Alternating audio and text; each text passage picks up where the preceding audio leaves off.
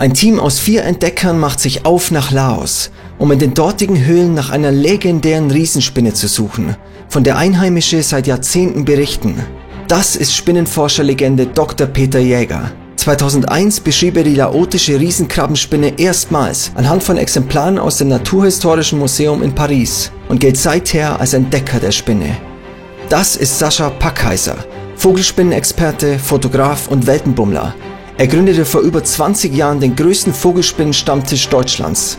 Das ist mein Zwillingsbruder Thomas Kern, Raumfahrtingenieur, Abenteurer und Filmemacher. Er lief 2022 einen der längsten Fernwanderwege der Welt, den berühmten 4265 Kilometer langen Pacific Crest Trail von Mexiko bis Kanada und schaffte den Thru Hike. Und dann bin da noch ich, Markus Kern, Gründer dieses YouTube-Kanals, Hobbyforscher und Abenteurer. Ich möchte in meinem Leben so viele Orte und Tiere entdecken wie nur möglich. Wir 4 als Team erkunden eine Woche lang Laos. Werden wir die legendären Riesenspinnen von Laos finden? Das ist unsere Geschichte.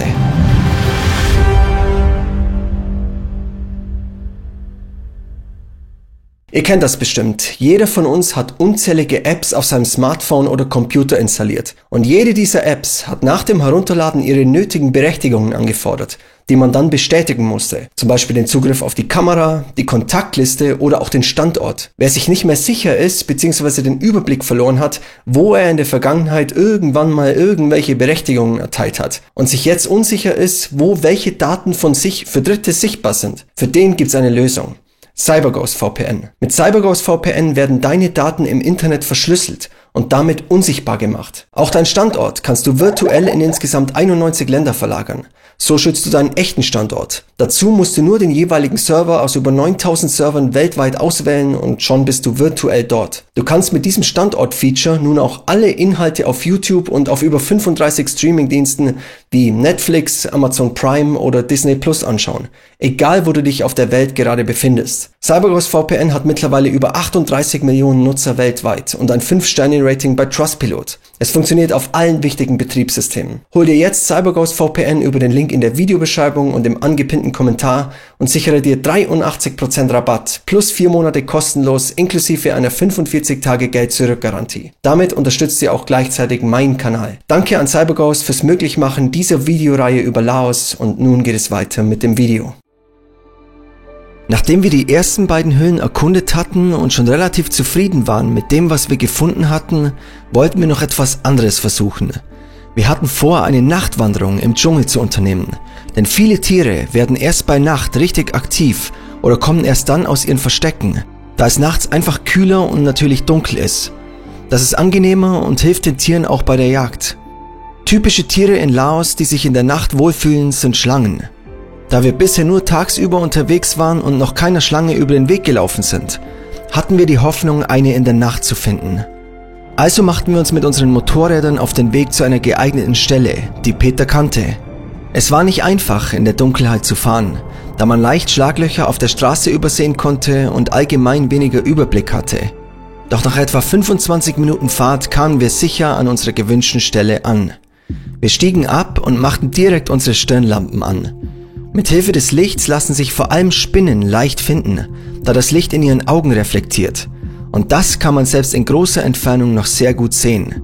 Wir erkundeten also das Gestrüpp nahe eines Flusses und hofften, etwas Interessantes zu finden. Und prompt zeigte sich uns das, wonach wir gesucht hatten. Eine Schlange.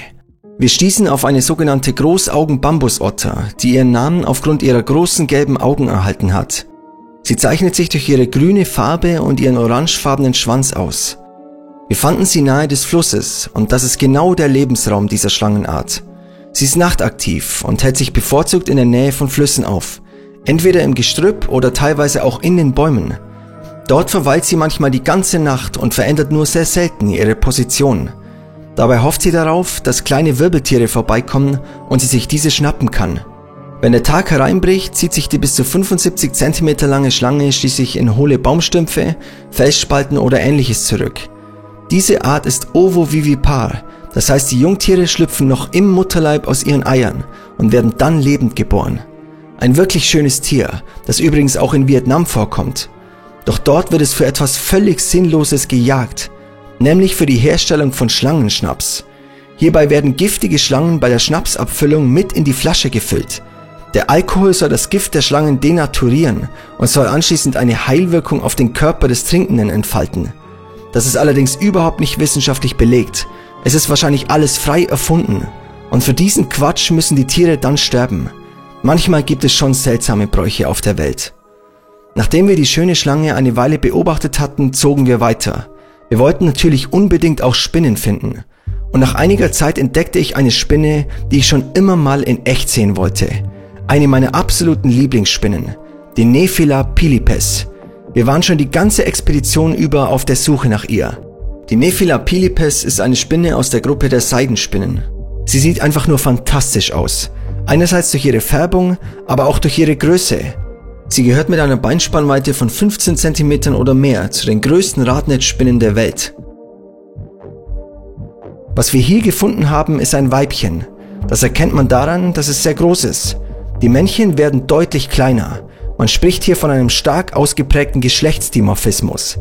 Nur das Weibchen ist außerdem in der Lage, Netze zu spinnen. Ihre Netze können einen Durchmesser von bis zu 2 Metern erreichen, was sie zu den größten Radnetzen der Welt macht. Die Männchen spinnen keine Netze, sondern halten sich im Netz des Weibchens auf und fressen dort Beutereste, die das Weibchen übrig gelassen hat, oder Beutetiere, die zu klein für das Weibchen sind. Außerdem versuchen die Männchen natürlich, das Weibchen zu begatten. Das Männchen entfernt sich nach dem Paarungsakt und geht seiner Wege, während das Weibchen später einen etwa 5 cm langen Kokon baut, um darin zwischen 2000 und 3000 Eier abzulegen. Die Nephila pilipes produziert übrigens die stärkste Spinnenseide der Welt. Sie ist unglaublich reißfest. Es wurde beobachtet, dass Vögel und Fledermäuse auf das Verspeisen dieser Spinnen verzichten und gelernt haben, die Netze der Spinnen zu vermeiden, da sie so klebrig und zäh sind, dass sie selbst für größere Tiere wie eben Vögel oder Fledermäuse gefährlich sind. Die Einheimischen nutzen die Seide teilweise, um Fischernetze herzustellen. Dazu basteln sie einen Rahmen aus Bambusrohren und lassen die Spinnen in den Zwischenräumen Netze spannen. Später wird dieses Gestell dann für den Fischfang verwendet. Übrigens, Vögel vermeiden es, diese Spinnen zu fressen. Doch Menschen, vor allem die Ureinwohner, essen die weiblichen Spinnen als Eiweißquelle, entweder roh oder geröstet. Man sieht also, die Spinne ist absolut harmlos und überhaupt nicht aggressiv. Wir ließen die Spinne schließlich in Ruhe und suchten weiter. Es dauerte eine Weile, bis wir wieder etwas fanden, doch dann machten wir eine überraschende Entdeckung. Wir fanden eine weitere, relativ große und fantastisch aussehende Spinne, die ein eher unstrukturiertes Netz bewohnte. Und so sah sich Peter diese Spinne genauer an, denn sie sah aus wie die Art Agiope hinderlichi, einer Spinne aus der Familie der Radnetzspinnen. Da das Netz der Spinnen nicht mehr so schön und symmetrisch aussah wie übliche Radnetze, hatte Peter die Vermutung, dass das Tier möglicherweise erschöpft ist vom Legen des Kokons oder schon am Lebensende angekommen sein könnte. Peter fiel aber noch etwas auf. Im Vergleich zu anderen Spinnen dieser Art, die er bereits gesehen hat, hatte diese Spinne einen weniger kräftigen Hinterleib und dadurch sah auch die Musterung etwas anders aus. Deshalb stand sogar im Raum, dass es vielleicht eine neue Art sein könnte. Ja, hier hatten wir gerade eine Wespenspinne, vorhin schon mal eine, die konnten wir relativ einfach bestimmen als Agiope pulchella. Die ist weit verbreitet hier, die ist ziemlich klar von der Färbung her. Dieses Weibchen, jetzt sind beides Weibchen gewesen, war gelb, schwarz, gebändert, nicht so gestreift. Ich habe eine Art aus Laxaro, aus einer nördlichen Provinz hier beschrieben, aus Polikampsai, die heißt Agiope hinderlichi. Könnte es rein theoretisch gewesen sein, die habe ich aber immer größer und dicker, sage ich mal, in Erinnerung. Das könnte aber ein Weibchen gewesen sein, was Eier abgelegt hat, deswegen war der Hinterleib auch nicht so richtig voll aufgedunsen, sage ich mal, und von daher vielleicht variiert die Färbung auch so. Deswegen muss ich jetzt das Ganze ins Labor mitnehmen und mal schauen, wie die Genitalien aussehen. Dann kann ich da mehr zu sagen. Aber hier im Feld sind wir hier leider am Schluss. Können wir leider nicht mehr sagen. Peter packte die Spinne also ein, um sie später im Senckenberg-Institut zu untersuchen und ihre Art zu bestimmen. Das wäre natürlich fantastisch, wenn wir bei unserer nächtlichen Expedition eine neue Spinnenart entdecken würden. Von der Agiope hinderlichi wurde bisher nur das Weibchen beschrieben, genauso wie bei der Sinopoda Song aus der 2. Folge. Agiope hinderlichi, die eine Beinspannweite von bis zu 10 cm erreichen kann, wurde von Peter im Jahr 2012 beschrieben und ist in Südostasien relativ weit verbreitet. Sie kommt in Laos, Thailand, Vietnam und Südchina vor. Wir hatten trotzdem die Hoffnung, dass es sich hierbei um eine neue Art handelt. Zu Hause in Deutschland im Labor stellte sich dann allerdings heraus, dass es ein weiteres Weibchen der Agiope Hinderlichi war. Das ist natürlich schade, aber es schmälert trotzdem nicht die spannenden Entdeckungen, die wir in dieser Nacht gemacht haben. Und unsere größte Entdeckung sollte sogar noch auf uns warten. Wir waren hergekommen, um die größte Spinne der Welt, die Heteropoda maxima, zu finden. Und das haben wir in der 3. Höhle unserer Expedition tatsächlich geschafft. Was wir dort gefunden haben, wie groß das Exemplar war und warum ich mir einen Cut an der Schulter zugezogen habe, das erfahrt ihr alles in der 4. und finalen Folge der Laos-Reihe. Wenn ihr das nicht verpassen wollt, abonniert gerne den Kanal und dann sehen wir uns hoffentlich bei der nächsten Folge wieder.